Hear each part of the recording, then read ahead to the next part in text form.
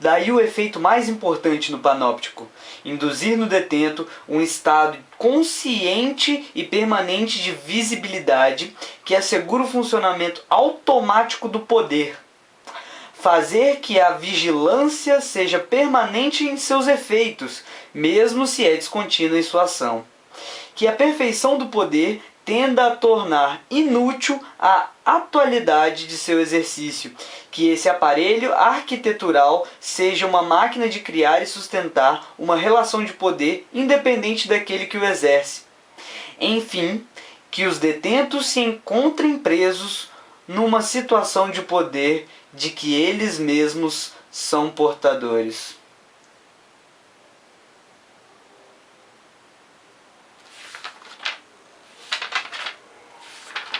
A ramificação dos mecanismos disciplinares. Enquanto, por um lado, os estabelecimentos de disciplina se multiplicam, seus mecanismos têm uma certa tendência a se desinstitucionalizar, a sair das fortalezas fechadas onde funcionavam e a circular em um estado livre. As disciplinas maciças e compactas se decompõem em um processo flexível de controle, que se pode transferir e adaptar.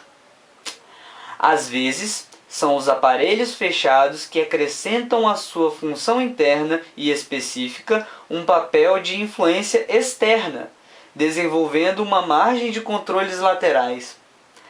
Assim, a escola cristã não deve simplesmente formar crianças dóceis. Deve também vigiar os pais, informar-se de sua maneira de viver, seus recursos, sua piedade, seus costumes.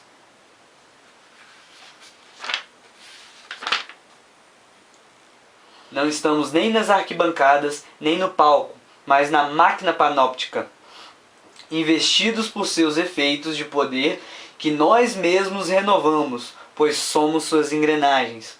A importância, na mitologia histórica, da personagem napoleônica tem talvez aí uma de suas origens. Encontra-se no ponto de junção do exercício monárquico e ritual da soberania e do exercício hierárquico e permanente da disciplina indefinida.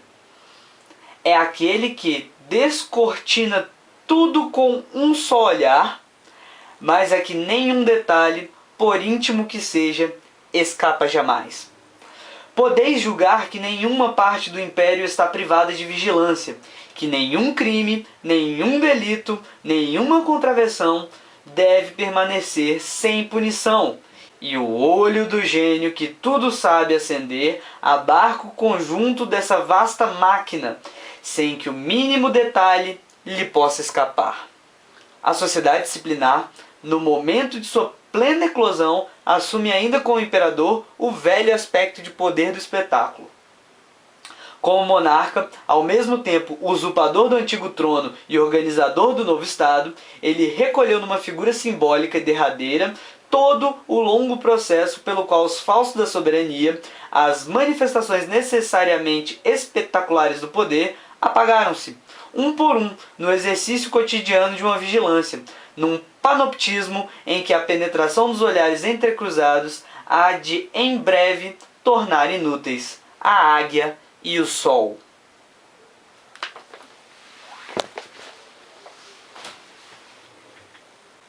Tum, tum, tum.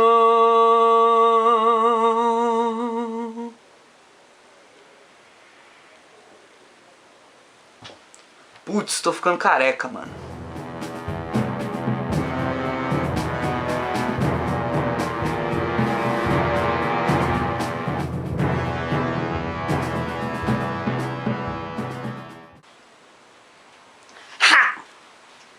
Vamos falar hoje da utilização da religião civil, e para isso a gente precisa falar essencialmente do Egito. Bom, vou começar por uma citação de um trecho de História de Heródoto, no qual ele afirma: durante minha permanência em Mênfis, vim a saber ainda outras coisas nas palestras que mantive com os citados sacerdotes.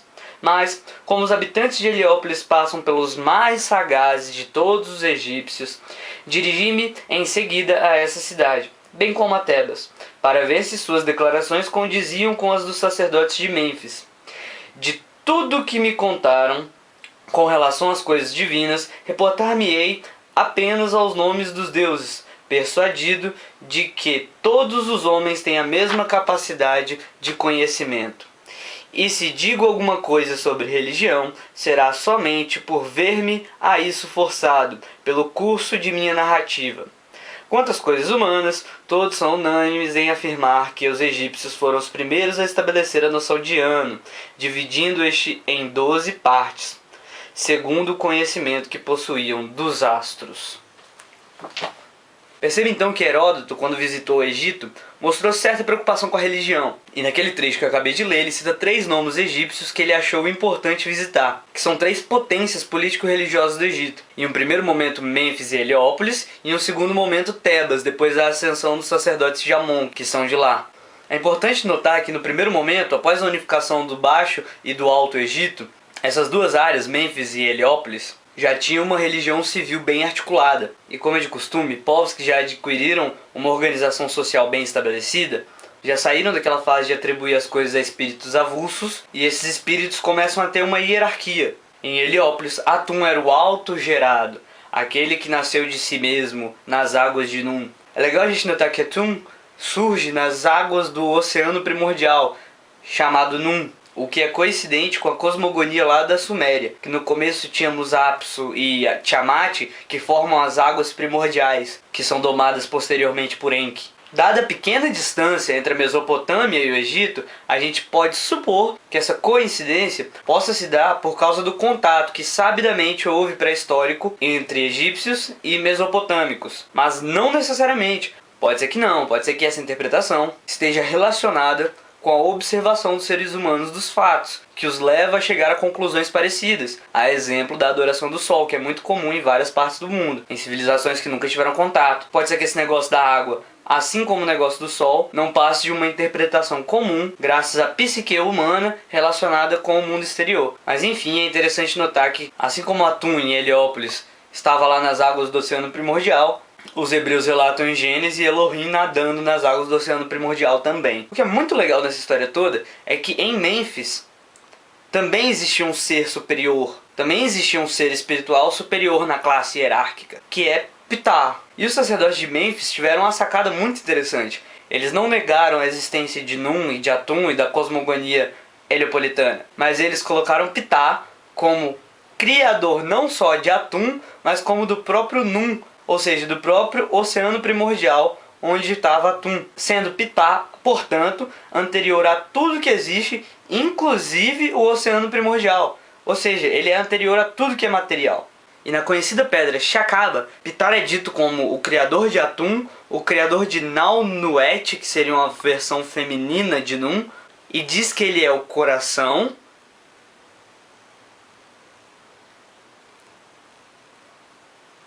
que é onde os egípcios interpretavam que ficava o pensamento, e a língua da Enéada heliopolitana. E o que é a Enéada heliopolitana? Atum gerou Shu-Tefnut, que em certos textos podem ser interpretados como vida e ordem, a própria Maat. Shu e Tefnut criaram Geb e Nut, que indiscutivelmente são céu e terra. A partir de Geb e Nut nasceram Osíris, Ísis, Néftis e Sete. A Enéada é constituída desses 8 aqui e mais Horus, que nasce de Osíris e Ísis.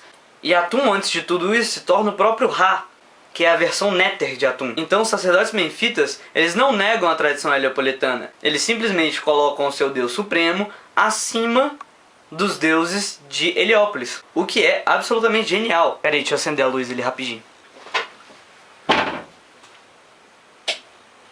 O legal disso tudo é que Mênfis e Heliópolis não brigavam, eles meio que se completavam. E aí cada um no seu quadrado, se eles divergissem. Mas aí você pode estar se perguntando, mas o que isso tem a ver com política? Bom, é muito legal a gente notar o que está escrito no texto 571 das Pirâmides, que fala sobre o rei Pepe I, da sexta dinastia. Ó ator, como a mãe que esteve Pepe, ó habitante do céu inferior, Pepe foi gerado pelo seu pai Atum, antes do surgimento do céu, antes do surgimento da terra, antes do surgimento dos homens, antes do nascimento dos deuses, antes do surgimento da morte. Veja que legal, desde a sexta dinastia, depois da unificação do Egito, um rei que veio à vida em terra já era identificado como tendo sido criado antes da criação de todas as coisas. Isso lembra muito a interpretação filosófica de um filho de Deus nascido antes de tudo acontecer, mas que depois encarna na Terra. Não estou dizendo que alguém copiou de ninguém. Estou dizendo que esse tipo de raciocínio político não é uma coisa única na história. Quer você goste disso, quer não. Inclusive, com o passar do tempo, Heliópolis se sobressaiu em relação aos outros nomes egípcios na difusão de sua, digamos, teologia. Certo é que os sacerdotes de Heliópolis tinham proximidades muito grandes com o rei. Bom, para quem ainda não sabe, Heliópolis é o nome grego do nome de Anu. Hélios é referente a sol e Polis é referente à cidade-estado grega. Heliópolis é igual à cidade do sol, porque, como acontece em várias partes do mundo, perceberam a potência do sol e a relevância que ele tem pra gente sobreviver. E por isso, os sacerdotes de Heliópolis identificaram Ra com o sol, o mais antigo dos deuses, o mais antigo Néter. E ele tanto era visto assim que, em certo conto, Ísis, para garantir que fosse foda, tentou descobrir o nome verdadeiro de Ra, que ninguém sabia. Como eu já falei em outra oportunidade, o nome para os egípcios compunha o eu do ser. Então, se Ísis soubesse o nome verdadeiro de Ra, ela seria muito foda. E Ra se recusou a dar esse nome. Razão pela qual Ísis faz um bichinho lá, uma cobra, para morder o velho do Ra. E assim que Ra foi picado, ele acabou sentindo muita dor. E ela fez essa cobrinha de tal maneira que a única maneira de parar a dor seria dizendo o nome verdadeiro dele. E aí ele foi e disse o nome verdadeiro dele pra ela e ela ficou foda. Outra versão que mostra como Ra é um Néter e o mais velho dos deuses é uma onde ele acaba sendo desrespeitado por vários humanos pelo fato dele estar velho demais. Isso é explícito. E aí os seres humanos começam a desrespeitá-lo e aí ele manda o seu olho descer à terra para fazer a justiça. E aí as versões variam. Umas dizem que o olho se transformou em Hathor, que é a casa de Horus, a vaca celeste. E outras versões dizem que foi Sekebet, não lembro o nome da deusa, mas é a deusa leoa lá. Se eu não me engano, tem essas duas versões. Mas aí o olho de Ra, em forma de uma deusa, desceu ao mundo dos homens, de maneira que fossem alcançadas todas as pessoas que fizeram besteira, porque o olho de Ra observa tudo. Vendo o panóptico? Só que aí a justiça acabou sendo pesada demais e promovendo um massacre insaciável. O próprio Ra teve que descer ao mundo dos homens para embriagar a deusa e evitar o extermínio da humanidade. Entenda que esse conto mostra que o próprio Deus não queria fazer nada além de justiça, mas a própria justiça acabou sendo pesada demais e ele, todo misericordioso, foi lá e salvou a humanidade da própria justiça que ele mandou. Pois bem, então veja a relação de Ra com o rei.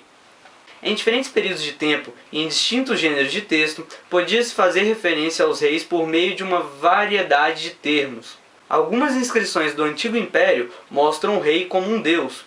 Outras inscrições o chamam de bom Deus, e em uma delas lê-se que o entendimento lhe foi concedido por Deus quando ele ainda se encontrava no ventre materno, porque ele era mais nobre do que qualquer outra divindade. Ao longo do Antigo Império, dizia-se que o rei tinha os poderes dos deuses, Hu, que era a palavra divina, Sia, que era o conhecimento divino, e Heka, que era a energia divina e o conhecimento da mágica. O uso que um rei fazia do epíteto filho de Ra, e mais tarde imagem de Ra, tendia a enfatizar a sua divindade. Veja então que nas primeiras dinastias egípcias, o rei, graças aos sacerdotes de Heliópolis, era entendido como intimamente relacionado a Ra, sendo que Ra é aquele que vive em Maat, e Maat não passa da personificação da justiça. E ao mesmo tempo, seu olho, aquele que tudo vê, é a personificação da justiça. Você não pode escapar da justiça divina, porque ela tudo vê. Nem que você pague após a morte, você vai ter que enfrentar Maat. Podemos ver isso claramente nas inscrições do túmulo de Desejer-Careceneb, onde lemos: adorar Ré, logo que ele se levanta pelo escriba. Desejer-Careceneb, justificado. Salve, ó tu, Ra! Eu venho para junto de ti, eu adoro a tua beleza, quando tu te ergues no oriente do céu, ou seja, quando o sol nasce. Eu venero-te, quando tu te deitas em vida, ou seja, quando o sol se põe. Eu acolho-te na presença dos habitantes do Duat, O Duat é o mundo do pós-vida, e quando o sol se põe, segundo os egípcios, ele vai iluminar aquele mundo, onde ele atravessa o mundo do pós-vida na conhecida Barca de Ra. Desejer Careceneb, que já morreu, está dizendo que acolhe a Ra no mundo do pós-vida. E por fim ele termina: os meus braços seguram o olho, o Adjet, que é o nome do olho. Eu apresento-te Maat. É fácil perceber que o olho representa o panoptismo e a infalibilidade da justiça. E para espalhar essa ideia para os cidadãos, o Egito usou do sacerdócio, que era exercido principalmente pelo rei, que era colocado como representante dos deuses na terra, ou seja, que exercia a função basicamente de ponte máxima entre os deuses do céu e a terra, e através também dos demais sacerdotes, que fortaleciam a ideia de que os poderes divinos tinham alguma coisa a ver com o poder temporal e ganhavam ótimos privilégios desse poder temporal para isso. Nas palavras de David P. Silverman, os reis tinham de conquistar a própria humanidade, enquanto os deuses tinham a imortalidade como característica inerente. As vitórias do rei nas batalhas eram-lhe concedidas pelas divindades depois das oferendas e preces apropriadas. O monarca tinha de manter Maat, ou seja, manter a justiça e a ordem, e indicar que estava agindo de forma apropriada. Tanto na arte quanto nos textos oficiais, o monarca era representado como aquele que apresentava Maat aos deuses, para que eles pudessem viver dela. Ainda falando sobre o rei, seu lugar era entre a sociedade dos humanos e a sociedade dos deuses. Ele era um elemento integrante de ambos. Sem ele, nenhum dos dois âmbitos poderia funcionar e o universo terminaria. O papel do rei era um elemento fixo no padrão de ordem divina e por esse motivo sua existência era parte da Maat. Maat, ordem e justiça. Por meio de sua posição, o monarca conservava Maat e oferecia Maat aos deuses. Quando o rei regia, um equilíbrio adequado era mantido, permitindo a permanência do universo ordenado. Por esse motivo, o rei era essencial à manutenção da ordem do mundo. Ou como diz Maria Helena Trindade Lopes, Maat representa o equilíbrio do mundo. É a personificação da ordem política e divina, da lei e da retidão individual. Inicialmente, Maat é apresentada como uma deusa com cara de mulher, de cuja cabeça saem plumas. A mitologia, contudo, alargará a sua personalidade. A grande marca da associação de Maat, deusa, à mitologia, é-nos dada pela expressão que vive em Maat. É essencialmente Ra, o deus referenciado como aquele que vive de Maat. Nessa expressão está a ideia de alimento verdadeiro. Daí que se diga que Maat é o alimento e a intermediária, o veículo e a essência de Ra. Ou como diz Verônica Yons, sem Maat, a criação não podia manter-se e a ordem divina seria transtornada. O faraó era o principal sustentáculo de Maat, e quando podia apresentá-lo aos deuses, dava-lhes a coisa mais preciosa, oferecida por vezes em lugar da refeição ritual, porque os próprios deuses viviam devido a Maat. A luz que Ra trazia ao mundo era Maat. Ele criara o mundo colocando-a no sítio do caos. Era sempre representada por isso como elemento da tripulação da barca do sol. Daqui já ficou mais do que claro que o rei egípcio era aquele que cuidaria da sociedade de maneira a promover a ordem que os deuses queriam, porque os deuses vivem de Maat, vivem da ordem. E o faraó, como filho de Ra, ou imagem de Ra, tem a obrigação de promover a ordem. E por isso é que ele governa. Ó, como ele é bonzinho.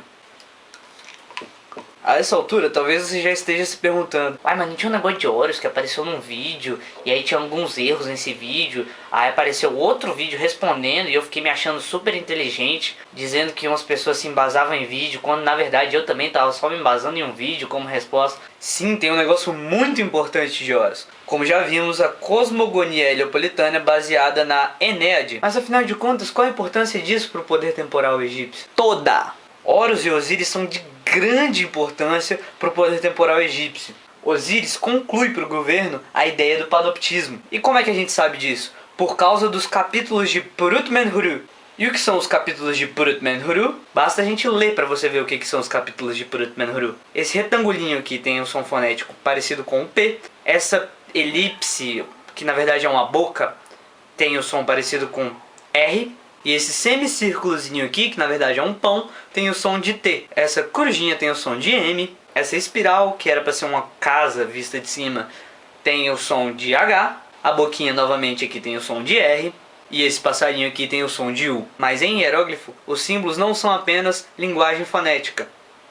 Alguns símbolos representam ideogramas. Então sabemos que Prut, com a perninha, significa sair.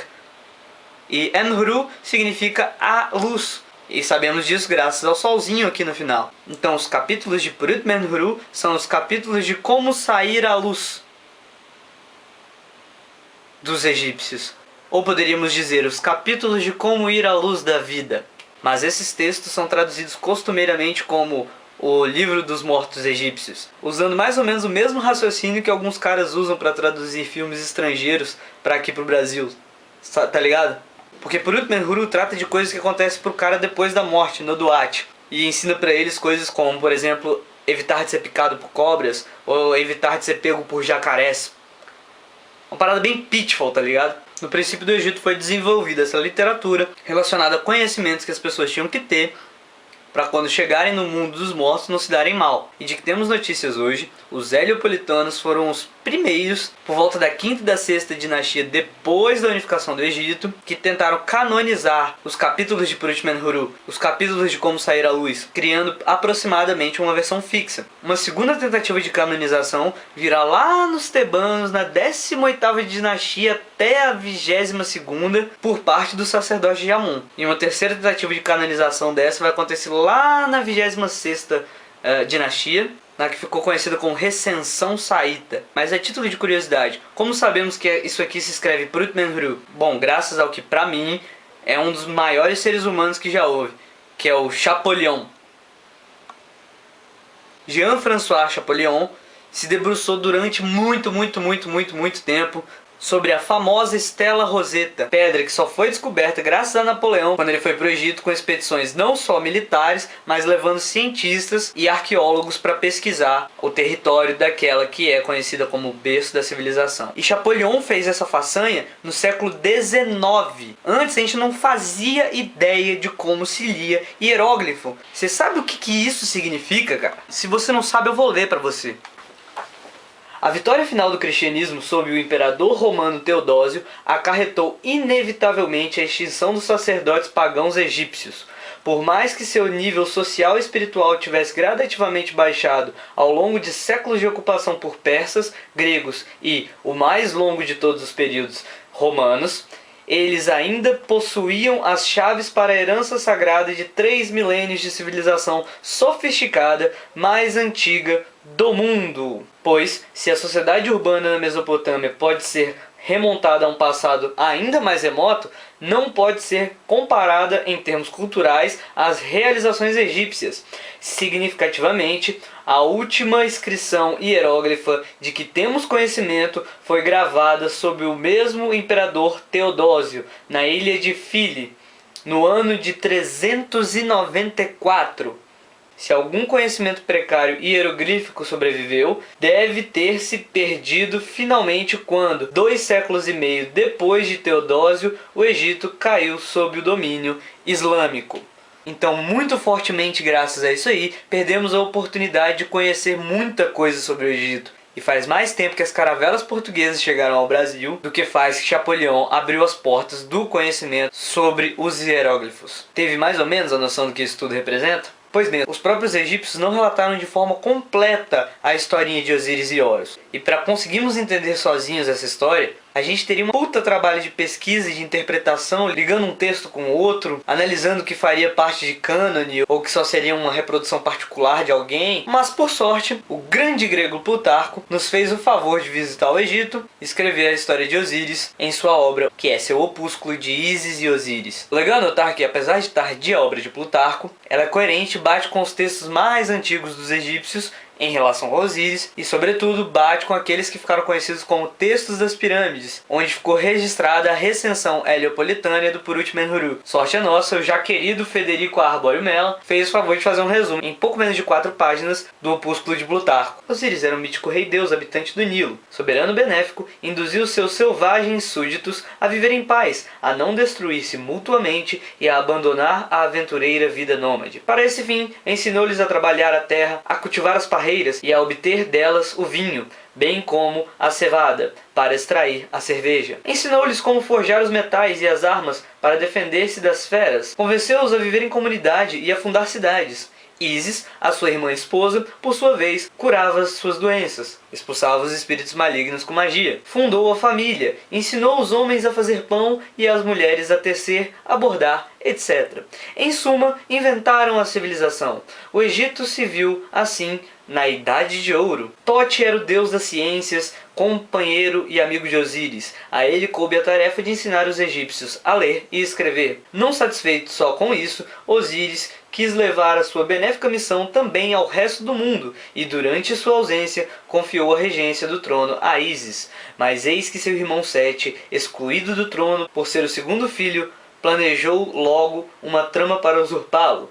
Mas a vigilante Ísis enganou-o, neutralizando assim toda a manobra. Osíris regressa da viagem, concluída com êxito, em companhia de Tote de Anubis. Sete, o traidor, exatamente o oposto de Osíris, trama uma terrível artimanha. Oferece uma grande festa em homenagem ao irmão, e durante o banquete mostra aos convidados um escrínio finamente adornado e realçado com gemas e, brincando, proclama que o presentearia a quem entrasse nele e o ocupasse exatamente com o próprio corpo. Osíris era um pouquinho maior do que o normal, porque ele era cabuloso. Todos os convidados admiraram a preciosidade da obra e desejaram tê-la. Então cada um experimentou para ver se seu corpo cabia dentro, mas o escrínio resultava sempre demasiadamente grande. Enfim, chegou a vez do rei, cuja estatura se adaptou perfeitamente. Sete, rapidamente, com os seus cúmplices, fecha a tampa, lacra com chumbo e lança o escrínio no rio Nilo. Apavorados, os deuses tomaram formas de animais para fugir da estúpida sorte. Desesperada, Ísis arrancou as roupas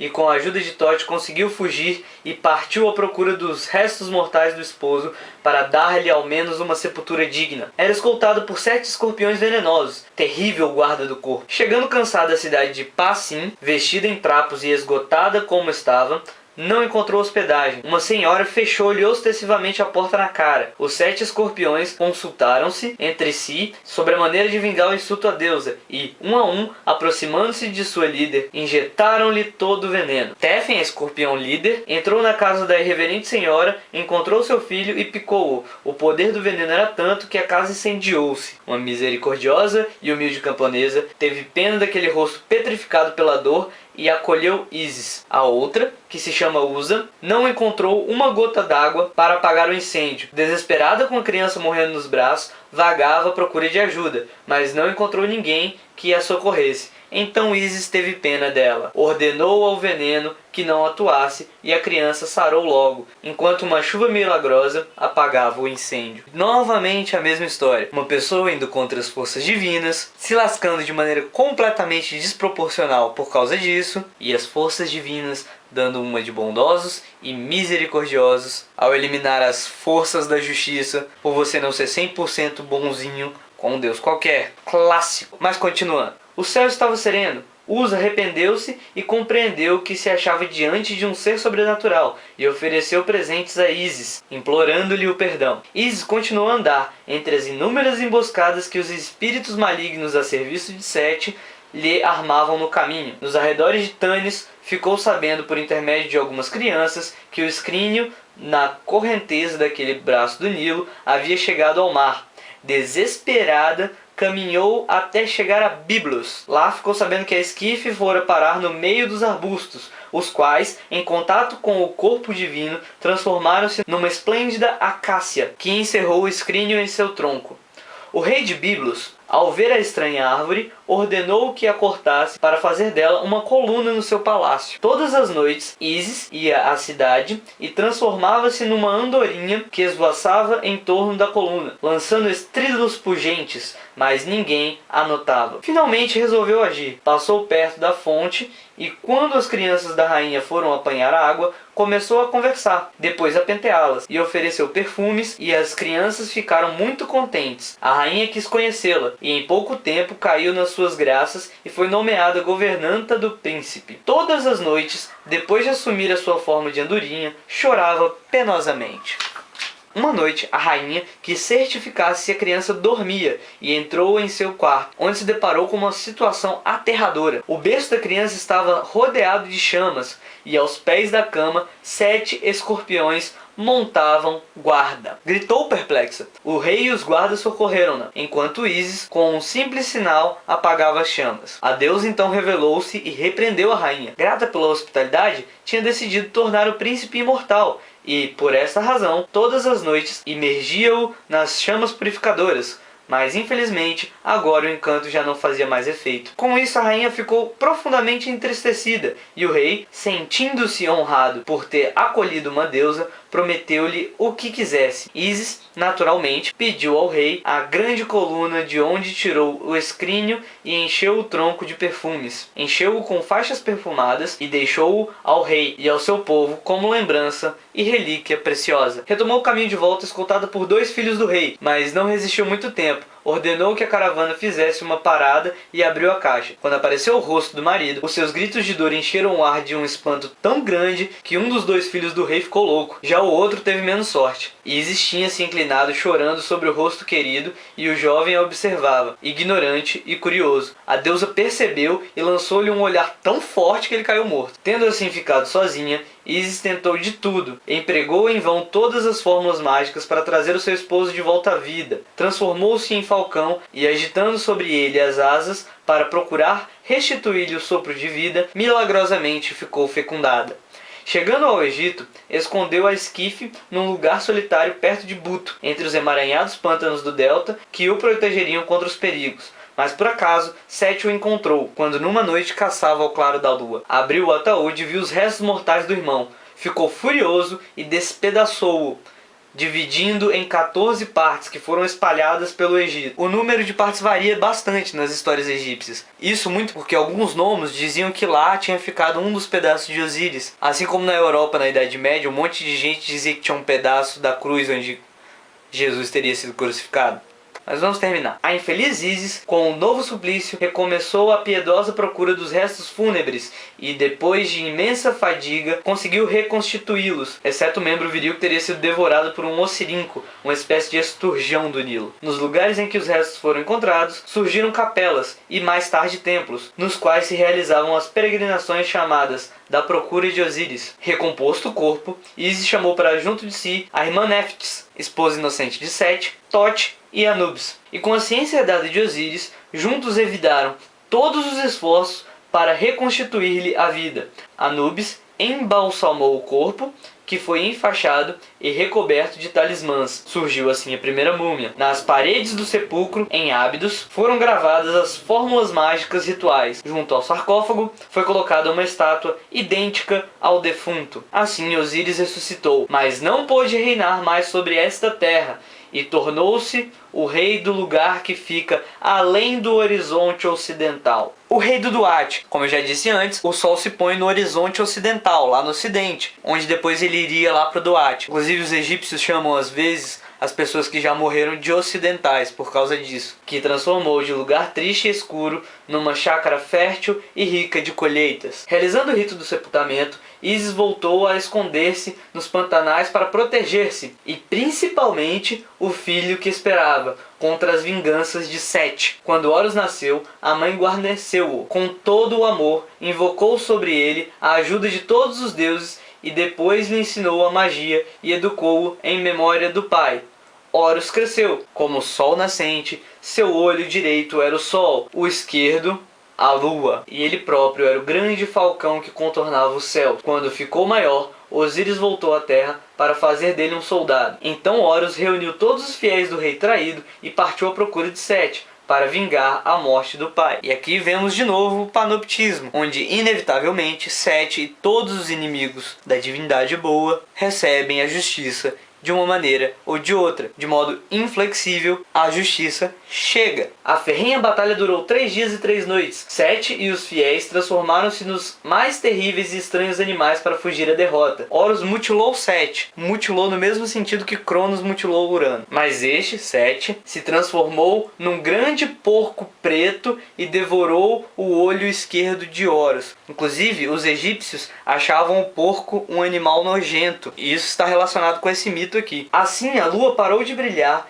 e a humanidade ficou atônita, uma vez que sem a lua, sem o olho de Deus, o panoptismo, a visão universal da justiça, fica prejudicada. Registra-se pelos egípcios que uma das coisas mais aterrorizantes que pode acontecer é o sol ser engolido por Apófis, que é a inimiga de Ra, como ocorre no eclipse, por exemplo.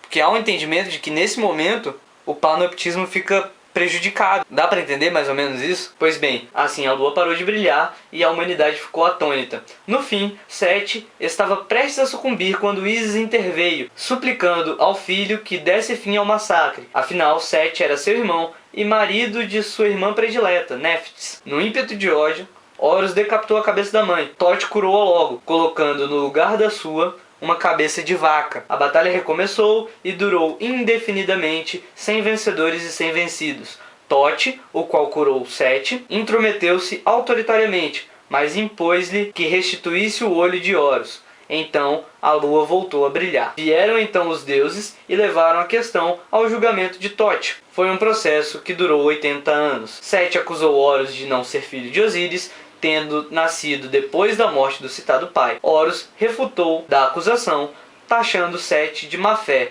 Enfim, o tribunal divino sentenciou que Horus ficaria com o Baixo Egito e Sete com o Alto Egito. Segundo Maneton, tudo isso teria ocorrido 13.500 anos antes de Menes, que é o cara que unificou o Egito. Tá, mas o que tem a ver isso com o rei, com Ra? Simples, o rei, ao mesmo tempo que é uma imagem de Ra, filho de Ra, ou qualquer coisa nesse sentido, encarna também Horus e Osíris. Horus e Osíris? Sim, o rei quando morto, ele vai identificar-se com o Osíris, que vai cuidar do mundo do pós-vida, enquanto o novo rei que toma o posto vai ser o Horus, que ao final da batalha contra o seu tio, acaba por tomar a posição de rei que unificou o Egito. E essa interpretação, com a ajuda dos sacerdotes de Heliópolis, foi colocada na cultura egípcia. Vejamos, Henry Frankfurt acreditava que a iniciação de um novo faraó aos ritos de sucessão o identificava com os deuses. Uma vez ocupando sua nova posição, o rei reviveria a sucessão de Horus, depois da morte de seu pai, Osíris. O rei vivo identificava-se com Horus, ou falcão, enquanto o rei morto era identificado com Osíris e Ra. O falcão aparecia como símbolo da realeza no início do período dinástico. Frequentemente ele era representado empoleirado sobre um serek, um desenho arquitetônico que representava o palácio. Em um espaço retangular entre o falcão Horus e serek figurava o nome do rei. Este motivo, que continuou em uso ao longo da maior parte da história egípcia, combinava o nome do rei, o palácio e o deus Horus. Em esculturas reais encontramos a mesma divindade com as asas protetoras em torno da cabeça do rei, sobre o trono. Por exemplo, Khafre da quarta dinastia, que é essa imagem daqui. É também Horus que aparece sobre a imagem sentada do rei Pepe I. Lembra do Pepe I que eu tinha falado lá, do atum e tal? Por trás pode-se ver que Horus está sobre um serek, que forma parte posterior do trono. O mesmo conceito continuou valendo durante o período dos Ramsés, quando Horus passou a ser parte integrante dos ornamentos de cabeça nas imagens do rei, com suas asas abertas envolvendo a coroa. Todas essas representações evidenciam que o rei era visto como Horus no palácio, na sucessão e coroação do faraó. Ele recriava o mito. Há partes registradas já nos textos das pirâmides, de Horus ascendendo por direito ao trono de seu pai morto. Como eu já falei, nessa ocasião o rei recebia as coroas dos dois reinos e se tornava um rei divino, reunindo seu ser ao do divino Horus. Ou seja, segundo Jacques Pirene, a unificação política do Alto e Baixo Egito é conseguida através da centralização religiosa, ou seja, a reunião de todos os cultos principais à volta do culto real de Horus. Efetivamente, nós vamos encontrá-lo associado ao poder político a partir da primeira dinastia. E assim, Menés, primeiro rei da primeira dinastia tinita, usa o nome do rei Falcão. E nós sabemos que a monarquia era a força dinâmica, consolidante e estabilizadora da civilização do Vale do Nilo. A sua consolidação está fundamentalmente apoiada na figura do rei soberano, cujos poderes são superiores aos dos comuns mortais, pois ele é um deus vivo. O faraó é o deus Horus, que por sua vez encarna no falcão. Esta imagem da realeza persiste ao longo da história egípcia, embora com alguns matizes diferenciados. Logo no decorrer da segunda dinastia, embora os reis continuassem a ser, entre aspas, o deus vivo Horus, começa já a se notar uma nova titulatura. Alguns soberanos apresentam-se simultaneamente como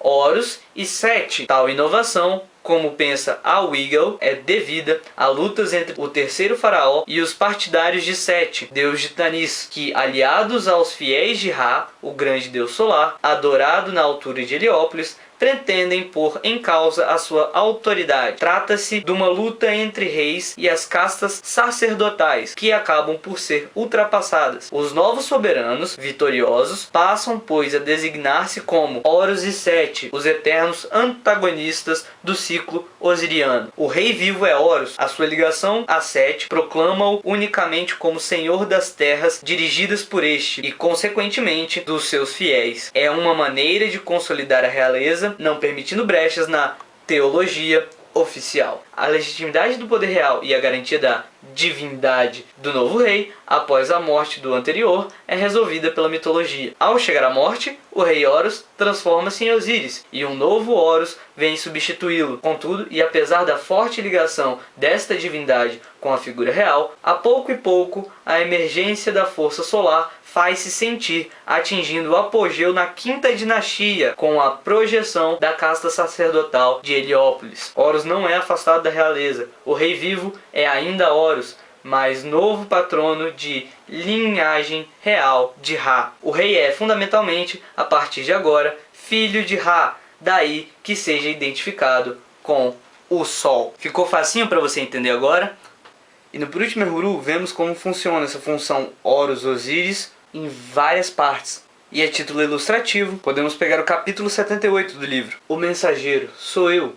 Eu sou um destes espíritos que habitam a luz, que foram criados por Atum, ele próprio, que vieram à existência a partir de seu olho, que ele espiritualizou e a quem ele diferenciou do rosto quando eles estavam com ele, no tempo em que ele estava sozinho no Num, mais embaixo. Ei, aquele que protesta contra isto faz obstáculo às palavras dos deuses senhores do universo, que estão ligados à capela do Senhor único. Diz a meu respeito aquele que está no cimo sobre a sua boia.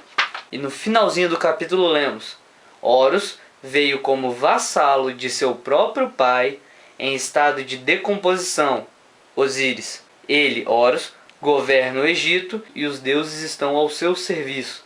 Ele alimenta as multidões, ele faz viver as multidões com o seu olho. Lembra Maat como alimento? O único do seu Senhor e o Senhor do universo. E para fechar com chave de ouro o entendimento da função do ciclo osiriano para a política egípcia e o seu panóptico organizador, basta você ir para o capítulo 125 do Purut Mehuru, onde ocorre a famosíssima psicostasia, onde o coração do falecido é colocado de um lado da balança e do outro a gente coloca uma pena de Maat, a pena da ordem ou a pena da justiça, e ele é avaliado pelos 42 juízes no tribunal de Osíris.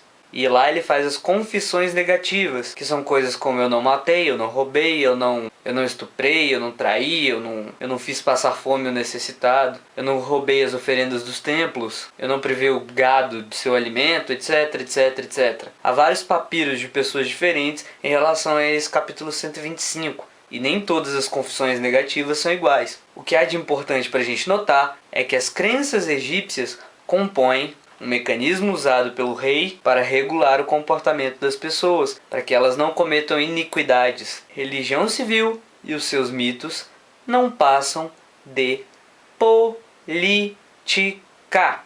E assim segue o Egito durante o Império Antigo, durante o Império Médio e até o Novo Império, quando os sacerdotes de Tebas começam a ganhar força. E eles crescem tanto que no século XV a.C., ou seja, 1400 e tanto a.C., acontece um episódio muito intrigante, chamado a nomeação divina de Tutmés III. Segundo o relato, era ainda Tutmés um jovem que oficiava no templo de Amon, na qualidade de pilar de sua mãe, quando na sala verde do templo de Karnak teve lugar um evento prodigioso. Como era costume anual, a imagem do deus fora transportada do seu altar no recôndito Sancto Sanctorio para o pátio do templo, com vista à procissão cerimonial. De repente, a imagem começou a obrigar os carregadores a efetuarem sucessivas voltas pela sala. A procissão de Amon percorria a sala verde nos seus dois lados, mas o coração daqueles que estavam antes dele, carregadores da frente, não compreendia o que Amon fazia. Amon procurava insistentemente a figura de Tutmés entre todos os presentes na sala. Ele procurava a minha majestade em todo lugar. E quando por fim reconheceu e identificou, deteve a sua circulação. Mas de repente reconheceu-me e parou. A divindade leva então o futuro faraó a colocar-se no lugar de senhor, onde apenas o rei se colocava. Movimentamos naquilo que podemos designar por primeiro período oracular, quando os oráculos intervêm excepcionalmente e voluntariamente, sem serem solicitados. E segundo Christian Jacques, durante o reinado de Tutmoses I, parece que os sacerdotes de Amon se ocupavam exclusivamente de assuntos religiosos. O rei, cujas ordens não são discutidas, entende que deve conduzir sozinho a política de Estado. Ele detém o poder administrativo e só deposita confiança em seus colaboradores próximos. Efetivamente, não existe nenhum conflito entre o rei e o sumo sacerdote. Acontece que os sacerdotes de Amon não apreciam esta atitude. Sua influência vai tomando vulto e acabam saindo da sua discrição para intentar uma ação estardalhante. Valendo-se do oráculo do Deus para seu próprio benefício, chegam a nomear um faraó. Por ocasião de uma importante cerimônia, a estátua de Amon se inclina diante de um jovem, senhor que se torna então o faraó Tutmoses III. Ou nas palavras de Arbório Mela, nas paredes do templo de Karnak escreveram o que aconteceu um dia, inesperadamente, durante uma importante cerimônia, quando a imagem do deus Amon era transladada com grande pompa do Sancta Sanctorum para o grande pátio. O jovem profeta Tutmoses se achava na sala hipóstila junto dos seus colegas. Eis que, de repente, a estátua de Amon apareceu a certo momento flutuar pela sala, como se procurasse alguém, e finalmente parou na frente do príncipe, que se ajoelhou diante de Deus. Mas Amon mandou que se levantasse, e como que desejando exteriorizar a sua vontade, fê-lo assentar-se na cadeira real, na qual apenas o rei podia sentar-se. Fato é que os sacerdotes de Amon alcançaram muita força. E esse deus Amon, que era o oculto, já muito se identificava com Ra, e era, portanto, Amon-Ra. Fato é que essa ascensão dos sacerdotes de Amon nos faz lembrar muito o que disse Montesquieu na sua obra do Espírito das Leis, no livro 23º. O cristianismo deu seu caráter à jurisprudência, pois o império sempre teve relação com o sacerdócio. Podemos ver o Código Teodosiano, que não passa de uma compilação das ordenanças dos imperadores cristãos. Bom, certo é que politicamente o clero de Tebas só se desenvolveu, até que surge na história a figura de um cara ímpar, que é Amenófis IV. Esse cara foi um revolucionário completo. Nas artes ele foi revolucionário, de modo que nas pinturas ele era representado de uma forma bem esquisita. A princípio, algumas pessoas interpretaram essa forma esquisita com alguma doença, mas a corrente majoritária hoje vê que é apenas uma mudança clara no estilo de arte. E eu não duvido que haja uma galera aí que acha que o cara era um alien, sei lá. Bom, o fato é que esse cara criou uma nova religião que não tinha apenas um ser que era supremo, mas que também era um ser espiritual único, que não era representado como imagens, como bichinhos ou pessoinhas, o que, se você pensar bem, fode com o comércio religioso. E principalmente depois de um tempo de reinado, começou uma batalha direta com os sacerdotes de Amon, sendo que lá em Tebas ele mandou apagar o nome de um monte de deuses, inclusive a própria referência ao termo deuses. Vamos ver. Numa conferência proferida no Colégio de França em 1905, Edouard de Naville chegava a uma conclusão que endossamos. É muito provável, declara ele, que tenha sido contra o nome de Amon em Tebas que Akenaton se lançou violentamente, e é o que levaria a crer que seu ódio se dirigia não contra a doutrina, não contra o próprio Deus, mas contra o colégio de sacerdotes que o Deus tinha a seu serviço e cujas usurpações ele conhecia. Depois de ter privado os sacerdotes de Amon de uma grande parte de seus privilégios materiais, Akenaton é obrigado a dessolidarizar-se não da religião de Amon, mas da religião dos sacerdotes, de sua concepção da divindade, que é muitas vezes reduzida a uma gestão rendosa e eficaz. Inicialmente, a ação de Akenaton se inspira em princípios muito antigos de Heliópolis, onde a fé egípcia aparece em toda a sua pureza. Acumula então os privilégios do deus falcão Horácte, que simboliza um aspecto criador da luz solar. Em seguida, Akenaton aprofunda ainda mais seu pensamento, rejeita Horácte, abandona Shu, o deus do ar luminoso, e proíbe o uso de certos hieróglifos que lembram, de uma maneira demasiado clara, os antigos deuses. Desolado com o aumento do poderio hitita, que arruína o prestígio do império, criticado por facções sempre mais virulentas no interior do próprio Egito, Akenaton vê surgir o espectro do fracasso. Akenaton tenta então uma derradeira medida para expurgar o seu país das faltas espirituais e políticas cometidas pelos adeptos de Amon. No final de seu reinado, estoura a querela dos deuses, a guerra entre Aton e Amon. Akenaton dá ordens para destruir as estátuas de Amon e de causticar o nome do deus. Por toda parte, escreve Legrand, as imagens de Amon são proscritas ou destruídas por ordem real. Subiram até o cume dos obeliscos, desceram até o fundo dos túmulos para destruir os nomes e as imagens dos deuses. Nem os pequenos escaravelhos são poupados. O signo hieróglifo que servia para escrever os deuses é suprimido das inscrições, porque estava em contradição com a noção de um deus único. Para um egípcio, essa forma de perseguição era a mais terrificante de todas. Causticando o nome de um deus, destruíam-lhe o ser, suprimiam-lhe a influência, aniquilavam-se suas vitórias e suas conquistas. Assim, o novo universo religioso do Antigo Egito era saqueado em proveito do único Aton, que doravante reinava como mestre absoluto. Isso novamente me lembra Montesquieu no seu Do Espírito das Leis, porque encontramos no livro 25º, capítulo 9, o seguinte: quando as leis de um Estado acreditam dever suportar várias religiões, cumpre que elas as obriguem também a se tolerar entre si. É um princípio que toda religião reprimida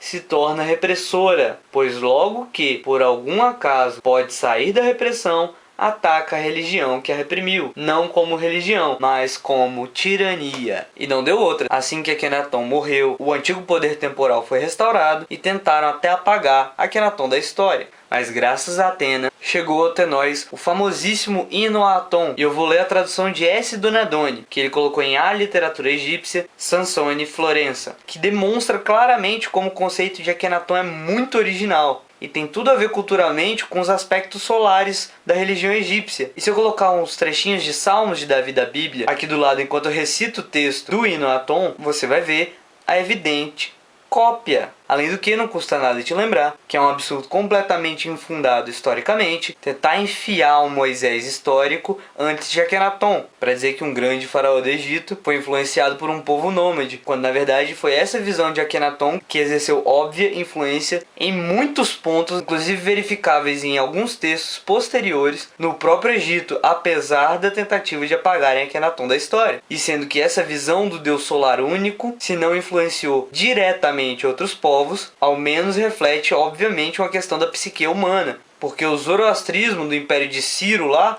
acaba indo na mesma direção, com o tal do Ahura Mazda lá. E o Império Persa é o primeiro do mundo que acaba achando que na Terra tem guerra demais e por isso eles vão guerrear para dominar todo mundo, e todo mundo obedecendo a um Deus único supremo, Ahura Mazda, em sua tese mirabolante, pararia de guerrear entre si. O que é uma absoluta bobagem. Tudo que o Império Persa fez foi cobrar imposto dos povos que dominou. E usando a lógica panóptica, infiltrar a gente no meio dos impérios para que ninguém roubasse os impostos que o império estava cobrando, por sua bondosa função de unir as nações. Mas vamos ao hino de Atom. Adoração de Harakti, que se alegra no horizonte. Harakti, algoros no horizonte. No seu nome de luz que está em Atom, vivendo eternamente para sempre. E do Atom vivo que está em festa. Senhor de tudo aquilo que circunda Atom. Senhor do céu, Senhor da terra, Senhor da casa de Atom, em Aquetatom. Aquetatom, inclusive, é a cidade que Akhenaton montou, se mudou para lá e criou um templo de Atom. Rei do vale e rei do delta que vive em Maat. Senhor dos dois países, que é o Alto Egito e o Baixo Egito. Nefer-Keperu-Ha, o Anen-Ha, filho de Ra que vive de Maat, ou seja, que vive de justiça. Senhor das coroas Akhenaton, sublime de adoração, e da grande esposa real que ele ama. A senhora das duas terras, Nefer-Nefru-Atom, Nefertiti. Viva San, jovem, eternamente para sempre. Ele diz, tu surges belo no horizonte do céu. Ó Atom vivo, quando te ergues do horizonte oriental, todas as terras enches de tua beleza. Ou seja, quando o sol nasce, tu és belo, grande, resplandecente, excelente sobre todo o país. Os teus raios iluminam as terras, até o limite de tudo que criaste. Tu és Ra, ou seja, a essência luminosa, e conquista até o seu limite. Tu as une para o teu filho amado. Tu estás longe, mas os teus raios encontram-se sobre a terra. Tu estás diante da gente, mas eles não veem o teu caminho. Quando tu vais em paz ao horizonte ocidental, ou seja, quando o sol se põe, a terra fica na escuridão como morta. Os que dormem encontram-se em suas camas, as cabeças cobertas com mantas. Um olho não vê o outro, porque está de noite, porque não tem sol, não tem luz. Se roubassem seus bens que se acham debaixo de suas cabeças, eles nem perceberiam. Todos os leões saem de suas cavernas, todas as serpentes mordem. A escuridão é para eles claro. Jaz a terra em silêncio. Seu Criador repousa no horizonte, ou seja, é noite. Na aurora tu reapareces no horizonte. Resplandeces como Atom para o dia sereno. Tu eliminas as trevas e lança teus raios. As duas terras estão em festa, acordadas e atentas sobre os dois pés. Tu as fizestes levantar. Ou seja, as pessoas acordaram nas duas terras, o Egito, porque o sol apareceu. Lavam os seus membros, pegam as suas roupas. Os seus braços estão em adoração ao teu nascimento. A terra inteira se põe a trabalhar. Todo animal goza de sua pastagem. Árvores e relva verdejam. Os pássaros voam de seus ninhos, com as asas em forma de adoração à sua essência. O Ka. Os animais selvagens pulam em seus pés. Aqueles que vão embora, aqueles que pousam, eles vivem quando tu te levantas para eles. As barcas sobem e descem a corrente, porque todos os caminhos se abrem quando tu surges. Os peixes do rio movem deslizando-se em tua direção. Os teus raios chegam ao fundo do mar. Pois bem, esta é a parte gritante. Bom, vou colocar o restinho do hino na descrição do vídeo. Cara, já tá ficando tarde e essa câmera vai descarregar mais uma vez. Na moral, eu vou dar uma dormida e volto logo. Então eu acho que já deu para perceber que as funções principais da religião civil para os poderes temporais são a legitimação da pessoa, do poder temporal, que se diz ou próprio Deus, ou enviado por Deus, ou profeta de Deus, ou qualquer coisa nesse sentido, e a sua estrutura mitológica, capaz de fornecer um panoptismo, onde o comportamento da pessoa fica regulado, porque ela acha que está sendo observada a todo instante e que vai ser penalizada por alguma coisa que ela faça, nem que seja depois da morte. A religião civil é uma construção social, e ela é perpetuada ao longo da história porque ela funciona muito bem para os órgãos de poder. Nas anotações que conhecemos como a política de Aristóteles, que provavelmente foi elaborada por seus alunos, quando ele fala das máximas de Estado para as monarquias, ele diz o seguinte: as tiranias conservam-se por duas maneiras opostas, quer pelo rigor, quer pela moderação. O método do rigor transmitiu-se de mão em mão e foi observado por vários tiranos em seus estados. E aí ele toca exatamente no ponto da força do panoptismo. E ele fala exatamente dos persas que eu tinha falado. Não de seu panoptismo mitológico do deus Ahura Mazda, mas da tentativa de transformar o panoptismo não só numa coisa transcendental, mas numa coisa bem real e física. E tratando das máximas do rigor, ele diz: ter patrulhas que andem dia e noite pelas ruas e escutem nas portas das casas, a fim de que não haja nada de secreto no que fazem as pessoas. Aos poucos eles se acostumarão à escravidão.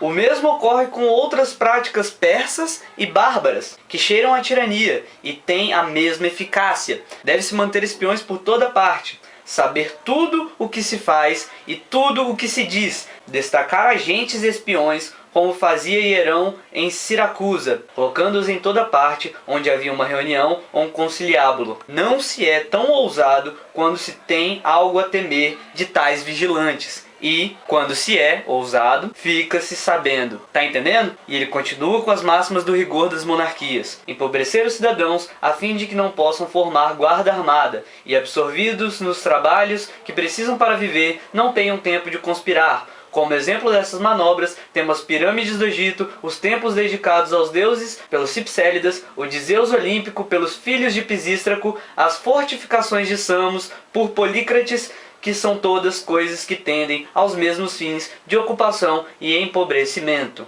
E Roma, evidentemente, não foi diferente. Usou da religião civil para alicerçar o Estado, de maneira que todo mundo cresce e ficasse com medo dos deuses para poder ter seu comportamento regulado. O famoso Cícero deixou registrado na história a frase: é através da religião que dominamos todos os povos. Mário Curtis Giordani fala em sua História de Roma: a religião desempenhou na vida privada e pública dos romanos importantíssimo papel. Cícero afirmou que, pela religião, é que vencemos o universo. Outra pessoa que trata disso é Políbio, como eu já disse em outra oportunidade, aquele grego que acabou sendo levado compulsoriamente a Roma, no seu pragmático livro VI. O que entre os outros povos é objeto de censura, isto é, o medo de entidades superiores, é o que mantém a coesão do Estado romano. E nada mais nada menos que Júlio César, em uma de suas primeiras atitudes políticas, foi conseguir mudar as regras para tornar-se sumo sacerdote, ou seja, Pontifex Máximo, de Roma. E assim nos conta Luciano Cânfora. Plutarco observa, ao registrar esse êxito, que os aristocratas foram tomados de pânico,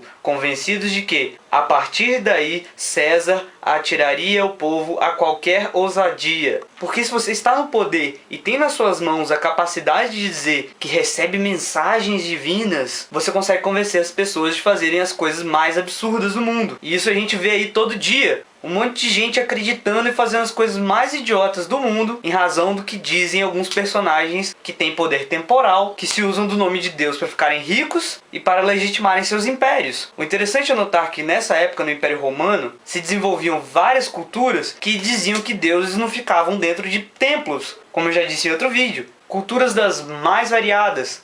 O epicurismo, o estoicismo, algumas versões do neoplatonismo, do neopitagorismo, todas que atacavam diretamente o império, dizendo que aquelas coisas de oferenda e não sei o que, era tudo a maior bobagem. E dentre um desses grupos que se desenvolveu contra a religião civil do império nesse sentido, o cristianismo surge, contendo dentro dele um movimento de secularização. E tanto isso é verdade que os romanos chamavam os cristãos de ateus. E podemos ver isso claramente na Apologia de Justino Marte, onde ele cita já na introdução: os crimes dos quais se acusam os cristãos são, portanto, calúnias. Estes, de fato, não são ateus, negam a adoração aos deuses porque julgam esse ato ridículo. Os cristãos não oferecem a Deus culto material, porque o culto agradável é a imitação de suas virtudes. Justino Mártir dizendo isso. Enquanto você fica colocando seu dinheiro na fogueira sagrada lá, para um cara ficar rico fazendo uns truques de mágica e gritando,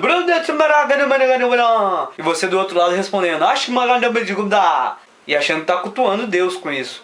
Bom, é uma opção sua, mas veja que isso é diametralmente oposto ao culto primitivo do cristianismo. Inclusive, a filosofia que cresce no cristianismo não passa de uma usurpação do essencialismo socrático de Platão e das ideias desenvolvidas por seu discípulo Aristóteles, principalmente em A Metafísica, o que muitos cristãos às vezes eufemizam de maneira até inocente, dizendo que não, foi um desenvolvimento dessa visão. Bom, o fato é que em sua obra A República, Platão redige um diálogo em que ele coloca Sócrates falando com um certo Glaucon sobre o essencialismo. E eu, por se ter aprendido alguma coisa de origem lá na Pérsia ou lá no Egito, ou então por causa daquele negócio que eu tinha dito, da psique humana acabar gerando raciocínios aparentemente parecidos em grupos humanos que nunca tiveram contato, ficou registrado aqui nesse livro uma definição do essencialismo que na boca de Sócrates foi ensinada através de uma metáfora com o sol. Veja como Platão faz falar Sócrates no começo desse trecho que eu estou citando, como as pessoas têm o costume de fazer o bem para outras pessoas apenas porque parecem aos olhos dos outros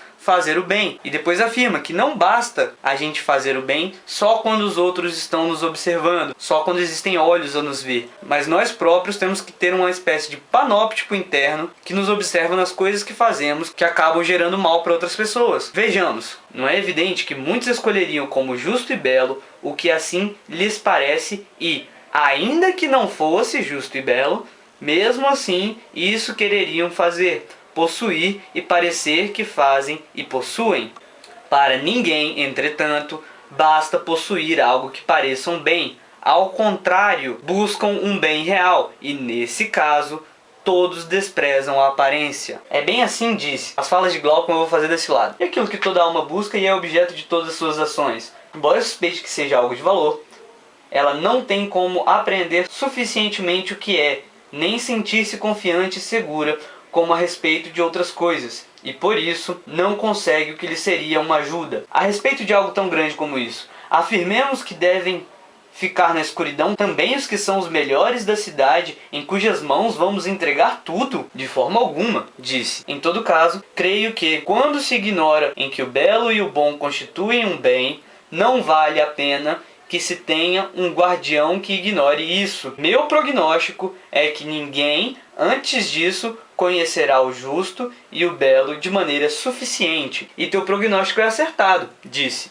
Então, nossa Constituição estará perfeitamente em ordem se um tal guardião, aquele que sabe disso, mantiver vigilância sobre ela? Necessariamente, disse. Mas tu, Sócrates, afirma que bem é ciência ou prazer ou algo outro? Ora, homem, sabias bem e, desde muito, estava claro que não te bastaria a opinião dos outros sobre isso. Nem me parece justo, Sócrates, disse, ser capaz de enunciar as opiniões dos outros, mas não as opiniões próprias, depois de ocupar-se com esse assunto durante tanto tempo. Na tua opinião, é justo que alguém fale do que não sabe, como se soubesse? Sócrates está relutando. Como se soubesse? De forma alguma, mas como alguém que quer dizer o que pensa. Seu danadinho, não percebes que as opiniões sem ciência são todas elas uma vergonha? Que as melhores entre elas são cegas? Ou para ti há alguma diferença entre cegos que percorrem o caminho no sentido correto e os que têm opinião verdadeira, embora não tenham inteligência? Não há nenhuma, disse. Queres então contemplar ideias feias, cegas e tortas, embora de outros possa ouvir palavras luminosas e belas? Tá vendo como é que Sócrates reluta em falar disso, demonstrando claramente que ele tem dúvidas sobre o que ele está falando. Por Zeus, Sócrates, disse Glaucon, não te vás como se estivesse chegando ao fim. Para nós será suficiente que faças uma exposição sobre o bem,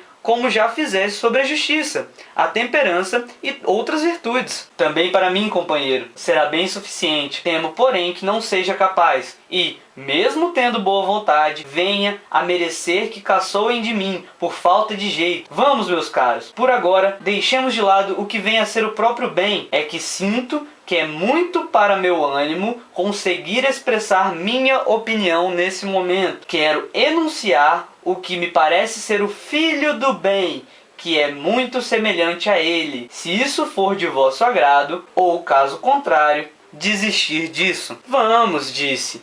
Fala, numa outra ocasião te desobrigará da exposição sobre o Pai. Queria, falei, poder pagar-vos essa dívida, e que vós o recebeis integralmente, não apenas só os juros, como agora. Recebei, portanto, os juros e o próprio Filho do Bem. Cuidai, entretanto, que eu, apesar de não querer, não vos engane apresentando um cálculo errôneo dos juros. Temos o maior cuidado que podemos, disse. Vamos, só tens que falar. Só depois que estivermos de acordo, disse, e eu tiver feito que rememorasseis o que foi dito anteriormente em nossa discussão e muitas outras vezes em outras ocasiões. O que? Disse ele. Há muitas coisas belas, disse eu, e muitas coisas boas. A cada uma delas assumimos e definimos como tais em nossa discussão. E o próprio belo e o próprio bem e, da mesma forma, todas as coisas que naquele momento tínhamos como múltiplas, nós agora, no movimento contrário, consideramos cada uma em relação a uma ideia única,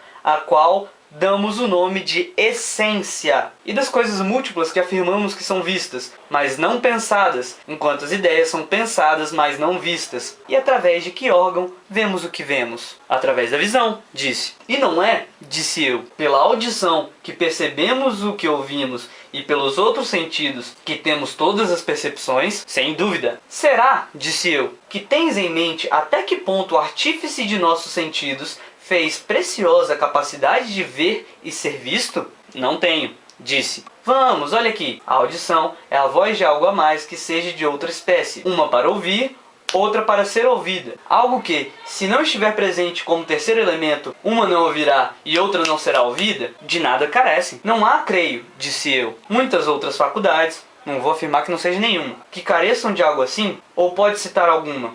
Eu não, disse ele. Mas não pensas que a faculdade de ver e de ser visto carece de algo a mais? Como? Ainda que haja visão nos olhos, e haja quem possa fazer uso dela, ainda que haja cores nos objetos, se não estiver presente um terceiro elemento que seja naturalmente apropriado para isso, sabes que a visão não verá e as cores se manterão invisíveis. Do que estás falando? Daquilo, disse eu, que chamas de luz. A título de curiosidade, vamos parar um pouquinho para mostrar que há aqui um erro claro. A audição também precisa de um terceiro elemento, precisa do meio para a propagação do som. Quando eu falo alguma coisa, eu faço vibrar minhas cordas vocais e por consequência isso faz vibrações no ar. E essas vibrações vão por meio de ondas que atingem seu ouvido, aí você escuta. Veja que esse Sócrates de Platão aqui fez muito bem em relutar no que ele ia dizer. Ele acabou falando algumas coisas erradas por falta de conhecimento empírico. Mas vamos continuar. Dizes a verdade, disse. Não é frágil o liame com que se unem o sentido da visão e a capacidade de ser visto? Ele é mais valioso que os outros vínculos, se admitimos que a luz não é sem valor. Ela está longe, disse, de ser de pouco valor. Então, entre os deuses do céu, qual deles indica como que tem poder para fazer isso? De quem é a luz que faz com que vejamos com a maior nitidez possível e sejam vistas as coisas visíveis? Do mesmo Deus que tu e outros indicaríeis, disse. O Sol. É evidente que é essa a resposta da sua pergunta. Será assim a relação natural da visão com esse Deus? A visão não é nem o Sol, nem a própria visão em si, nem o lugar onde dizemos que ela se dá, isto é, os olhos. Mas, creio eu, entre os órgãos dos sentidos, o olho é o mais semelhante ao Sol, de longe o mais semelhante. Então, também o poder que o olho tem, ele não possui como algo que, como o fluxo procede do Sol, é isso. Pois bem, deves pensar que eu afirmo que o Sol é o filho do bem, aquele que o bem engendrou como análogo a si, cuja relação no mundo inteligível com a inteligência e as coisas inteligíveis é a mesma que o Sol tem no mundo visível, com a vista e as coisas visíveis. Ou seja, para o Sócrates platônico, o filho do bem é o Sol, pois só conseguimos ver porque o Sol emite luz. E o que ele chama de o bem emite alguma coisa que possibilita que nós entendamos as coisas inteligíveis. Sacou a lombra? Bom, certo é que o culto do cristianismo se desenvolveu junto com um monte de outros cultos exóticos que ameaçavam a religião civil proposta pelo Estado romano. Mário Giordani assinala: essas religiões exóticas tinham entre si um certo número de pontos que as distinguiam dos cultos oficiais gregos e romanos e asseguravam seu sucesso. A grande parte reservada às ideias e aos ritos de expiação e de purificação, sua importância para a vida futura, um sentimentalismo místico desconhecido dos romanos, a frequente preponderância do elemento feminino no número de seus adeptos, a constituição de uma casta sacerdotal dedicada exclusivamente aos serviços de Deus e servindo de intermediária entre os mesmos e seus adoradores particulares lá. Examinemos brevemente alguns desses principais cultos orientais. Do Egito, apesar da oposição de muitos romanos, várias divindades vieram para a capital do império, e aí tiveram multiplicado o número de seus adoradores. As prescrições contra o culto de Ísis vinham dos tempos da República. Tibério as havia renovado, mas Calígula não só as aboliu, como mandou edificar um templo consagrado à deusa egípcia. Desde então, Ísis e Osíris têm os favores dos Flávios, dos Antoninos e dos Severos. O culto de Cibele, introduzido na era republicana, sofrera certas restrições. Durante muito tempo, o Senado proibira aos cidadãos e até mesmo aos escravos dos cidadãos o ingresso no clero da deusa e a participação nas orgias sagradas. Tais proibições prevaleceram até o reinado de Cláudio, quando o imperador, talvez para contrabalançar os cultos egípcios, não só a suspendeu, mas favoreceu abertamente os mistérios dessa religião, a de Cibele, que se expandiu bastante por todo o ocidente. O reinado dos Severos favoreceu o desenvolvimento das religiões sírias. O fato de muitos soldados do exército que levara Septímio Severo ao poder prestarem culto aos diversos Baals, que é sinônimo de senhor para o semita, que são os deuses semitas, são Baals, e de o próprio imperador haver desposado uma sacerdotisa síria, contribuiu para a difusão do culto às divindades sírias. Curioso é que Alexandre Severo reuniu em uma capela privada as efígies de Orfeu, de Apolônio de Tiana, de Abraão e do próprio Cristo, sem dúvida enquanto profetas que haviam contribuído para tornar conhecido aos homens o Deus Supremo. Outro culto oriental que merece menção especial é o de Mitra. E assim vai. Certo é que no cristianismo, nas palavras de Justin Martyr, insistia em dizer que os deuses de Roma não só eram falsos, mas falavam que eles eram demônios malignos, assim como ainda hoje acontece por aí. Razão pela qual muitos dos próprios romanos civis antipatizavam com os cristãos. E vários imperadores, assim como proibiram outros cultos, proibiram o culto do cristianismo também. Mas o cristianismo continuou crescendo, até que surgiu o espertão do imperador Constantino, que se dizia protegido de Hércules, depois aderiu à religião solar universal e por fim acabou se filiando especificamente ao cristianismo, promovendo vários atos públicos em prol do humanismo, o que é absolutamente natural, vindo da inteligência que ele tinha, de modo que ficou registrado que isso foi por causa da sua conversão espiritual ao cristianismo, mas mesmo depois dele ter se filiado ao cristianismo, ele manda matar gente da própria família, mostrando que uma coisa não tem nada a ver com a outra. Assim, na revista História Viva, de junho de 2006, sob o título Constantino, Imperador sob o signo da cruz, podemos ler, no ano de 310, Maximiano se autoproclamou Augusto, ou seja, a autoridade máxima do império, contrariando Constantino, seu genro em função do casamento deste, Constantino, com Fausta, filha de Maximiano. Derrotado por Constantino, Maximiano foi morto. Ele havia sido o primeiro Augusto a se proclamar da linhagem de Hércules, assim como Diocleciano o fizera em relação a Júpiter. Por princípio, Constantino não podia enfrentar seu adversário protegido pela mesma potência celeste que ele. Converteu-se e, a partir de então, seu patrono oficial foi o deus Sol, Sol Comes, como o proclamaram sucessivas emissões de moeda. Era o Sol Salvador, ou o garantidor da salvação, como sendo equivalente ao conservator tradicional. Portanto, uma divindade universal, doadora de vida e de prosperidade, simbolizada pelo astro. Até o início do século V, o paganismo tentou uma síntese dos cultos politeístas em um sincretismo de essência solar. Constâncio Clório se encaminhava em direção a esse monoteísmo, e seu filho, sem dúvida influenciado pelo círculo de colaboradores do pai, prosseguiu na mesma trilha. Nesse momento, Constantino se encontrava na mesma situação do imperador Júlio César Otávio diante da desagregação do triunvirato romano. Um e outro sonhavam com a soberania universal sobre um império dividido e se voltavam para a religião apolínea para assegurar sua supremacia. O procedente histórico não era desconhecido nem de Constantino nem de seus contemporâneos, quando a imagem radiosa do Sol Invictus apareceu sob as moedas no ano de 310, a mensagem foi compreendida pelo círculo imediato de Constantino, bem como por seus adversários e por todos os que tinham algum conhecimento de história romana, e eles eram numerosos na época. Foi a Apolo que Constantino apelou ao se lançar em sua expedição contra Maximiano. O cumprimento dos votos que ele havia pronunciado antes da campanha consistia em uma visita ao templo desse deus. Constantino viveu no templo apolíneo uma noite mística que o marcou por muito tempo. Apolo lhe apareceu acompanhado da deusa Vitória, oferecendo-lhe coroas de louros, presságio de 30 anos de reinado. A conversão de Constantino ao cristianismo está ligada a essa visão e a influência que ela exerceu sobre o resto de sua vida. Os numismatas registram emissões de moedas que até o ano 325 apresentavam Constantino rodeado pela auréola solar, ou portando a coroa radiosa do Sol. Não se deve excluir uma permanência dessa ligação de Constantino com seu antigo protetor, tanto mais que no início do século IV se impunham gradativamente as denominações de Sol da Justiça, de Sol Verdadeiro, de Sol da Salvação para designar Cristo. Nova experiência mística tomou conta do imperador e a partir de então ele acreditou possuir o talismã que lhe assegurava o êxito político e militar. Viu no céu o símbolo salvador, enquanto uma voz gritava: "Tu tonica, sob esse signo vencerás". As sucessivas versões relativas a esse evento não deixam dúvida sobre a escolha de Constantino. A partir desse momento, ele apostou no Deus cristão e em seu signo para atrair a vitória e a prosperidade para o império. O lábaron, representação monogramática de Cristo, desenhado nos escudos dos soldados, assegurou sua vitória sobre Maxêncio, filho de Maximiano. A Batalha da Ponte de Milvio, em 28 de outubro de 312, resultou na ascensão de Constantino ao título de Augusto Ocidental, ou soberano da totalidade da metade ocidental do Império Romano.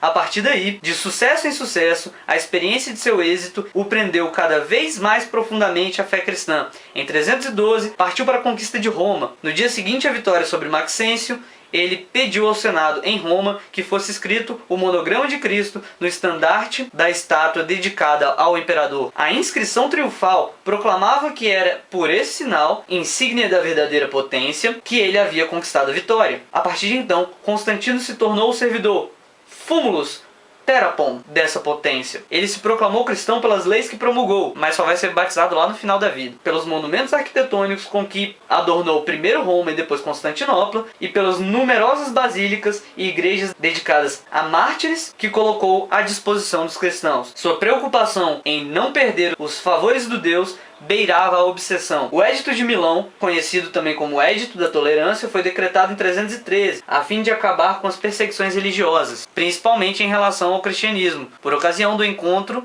de Constantino, tetrarca ocidental, e Licínio, então tetrarca oriental. Ele convenceu o colega a estender ao Oriente todas as disposições adotadas no Ocidente, liberdade de crença e de culto para os cristãos e restituição às comunidades de seus locais de culto sem pagamento nem exigência de qualquer indenização. As compensações seriam provenientes dos cofres do Estado. O próprio Constantino apressou-se em restituir às igrejas locais os edifícios culturais que haviam sido confiscados durante o período da perseguição. Apesar da ponderação das medidas enunciadas, Constantino não chegou a uma posição de equilíbrio na balança entre cristianismo e paganismo. Ele se esforçou para fazer entrar na vida política os princípios da Lex Venerabilis, a lei cristã. As medidas que adotou contra os sequestradores de crianças e contra os adúlteros, em favor dos prisioneiros, que deveriam ver o sol pelo menos uma vez por dia, em favor dos escravos, cujas famílias não deviam ser dispersadas por vendas intempestivas, a abolição da crucificação, a proibição de marcar com ferro em brasa os rostos dos condenados e a atribuição aos bispos do status de funcionários civis, entre outras tantas, não podem ser relacionadas unicamente a influências filosóficas da época. Elas traduzem na jurisprudência as exigências cristãs. Isso é a interpretação do autor aqui. O medo de desagradar seu Deus impulsionava para a clemência e a mansidão o bárbaro e terrível Constantino, que antes de sua conversão lançou reis inimigos às feras, embora, aqui o que eu disse, mesmo depois de cristianizado, tenha submetido a uma morte cruel em 326 o filho Crispus e a mulher Fausta. Pois é, e aqui vemos o fim. Em 321, o Edito de Constantino adotou como dia sagrado de descanso o domingo, ao contrário do sábado, adorado até então. Até 324, Constantino consolidou sua superioridade militar em relação ao Oriente, enfraquecendo a tetrarquia, o que tornou inevitável o embate com Licínio. Com a derrota de seu ex-parceiro, Constantino unificou o império e reforçou a defesa de suas fronteiras. Como soldado, jamais perdeu uma só batalha. Apesar da adesão ao cristianismo, a conversão só aconteceu às vésperas de sua morte, ocorrida em 12 de maio de 337, quando recebeu finalmente o batismo cristão. Sobre esse fato, Montesquieu, do Espírito das Leis, naquele mesmo livro 23º, capítulo 21, o mesmo tom de bondade que acabamos de ver no texto que eu acabei de ler, relata: é indiscutível que as modificações de Constantino foram feitas ou sobre ideias que se relacionavam com o estabelecimento do cristianismo ou sobre ideias tomadas de sua perfeição. Deste primeiro objetivo, o estabelecimento do cristianismo, vieram essas leis que concederam tal autoridade aos bispos que elas foram o fundamento da jurisdição eclesiástica. É legal a gente notar que dentro do próprio cristianismo está embutido o ideal de secularização. E como que eu afirmo isso? Lá em Platão surgiu essa história de mundo sensível e mundo das ideias, que Agostinho transformou em cidade de Deus e cidade dos homens. E não sou só eu que penso assim. Como nos conta Fernando Cátroga, a reivindicação da origem judaico-cristã da secularização encontra-se bem representada na hermenêutica de pensadores como M. Buber e Karl Lowith, na chamada teologia liberal de E. Trowelsk, Gogarten, Harvey Cox, na teologia da secularização católica, por exemplo, J.B. Metz, na teologia da esperança e da libertação, em historiadores de mitos como Mircea Eliade e, à sua maneira, em sociólogos da religião, como o primeiro Peter Berger. Mas também não se pode esquecer que no interior das igrejas existem posições resistentes a esse tipo de interpretações, mais especificamente alguns teólogos ligados ao Vaticano. Por que será? O cardeal Ratzinger, que era o Bento XVI, e a Congregação para a Doutrina da Fé tem qualificado a secularização como um fenômeno patológico do cristianismo. Fato é que, desde suas primitivas visões, deveriam se separar os assuntos de César, que são impostos pela lei, e os assuntos de Deus, que deveriam ser ensinados e não impostos. Mas como não é assim que ocorre, pagamos com coisas como a ascensão de Hitler ao poder. Ele se usou o tempo todo da religião e várias declarações públicas para inflamar as pessoas na busca do seu ideal, que seria a vontade de Deus. E há que se falar, inclusive, que há muito do panoptismo, tanto nessa visão transcendente de realização do objetivo de Deus, como há panoptismo também físico no regime de Hitler, onde todo mundo era incentivado a observar-se uns aos outros para ver se os outros não cometiam delitos. As crianças eram educadas de uma maneira para te denunciar se você desse mole. Eu vou colocar um link do vídeo do Heineken aqui, que é o meu querido amigo da ética, que fala inclusive sobre esse assunto, que refletem na arte e na cultura. Não precisamos de pessoas que enganam gente humilde, se colocando no lugar de um Deus, falando por ele, e é através de um mecanismo político que as organizações sacerdotais se mantêm no poder, ameaçando gente humilde desde sua infância a uma punição caso ela não age de acordo com os desígnios desse cara.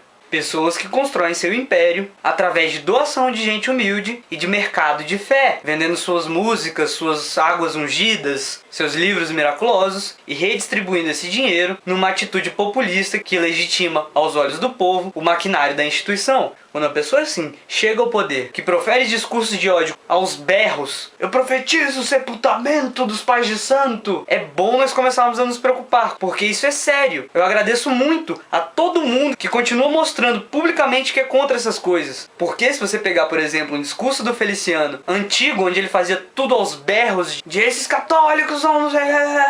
Hoje você vê ele falando mansinho. Sabe por quê? Porque nós estamos agindo. E não importa se isso te incomoda. Eu, pelo menos, não vou parar de me expressar. Eu sei, eu dei essa volta toda só para explicar o problema da religião civil. Mas eu acho que foi necessário. Bom, paz para todos.